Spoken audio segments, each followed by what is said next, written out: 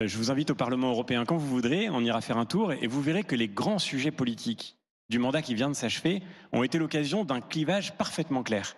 Valérie Hayé le disait au tout début de cette campagne, elle disait « Je ne comprends pas pourquoi Raphaël Glucksmann s'engage, parce qu'en réalité, au Parlement européen, les macronistes, nous votons, disait-elle, 90% avec les socialistes. » Et c'est vrai.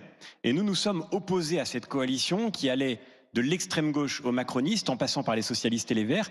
Sur la question de la fragilisation du nucléaire, nous avons défendu le nucléaire, ils s'y sont opposés. Sur la fragilisation de nos frontières, nous avons défendu ces infrastructures physiques et Valérie Hayé nous combattait avec détermination. Sur la question de la décroissance agricole, nous nous sommes opposés à Farm to Fork, c'est le projet qu'il soutenait. Sur le sujet, je pourrais multiplier les exemples, mais sur le sujet du moteur thermique, l'interdiction du moteur thermique, c'est la gauche, l'extrême gauche, les Verts et les macronistes. Et nous, nous y sommes opposés. Oui. Donc, sur tous les sujets, on s'est retrouvés en opposition, les sujets politiques majeurs. Et en réalité, le vrai sujet aujourd'hui dans cette élection européenne, et ça, je crois que c'est très important que les Français le comprennent. Le vrai sujet, c'est pas la répétition du débat entre M. Attal et M. Bardella, qui est le nouvel avatar du débat entre M. Macron et Mme Le Pen, cette espèce de deuxième tour infernal et perpétuel de l'élection présidentielle. Non, ça n'existe pas en Europe. Ça n'existe pas. Moi, je sais où j'habite. Je suis dans le groupe PPE, qui sera demain la première force politique en Europe, la droite européenne.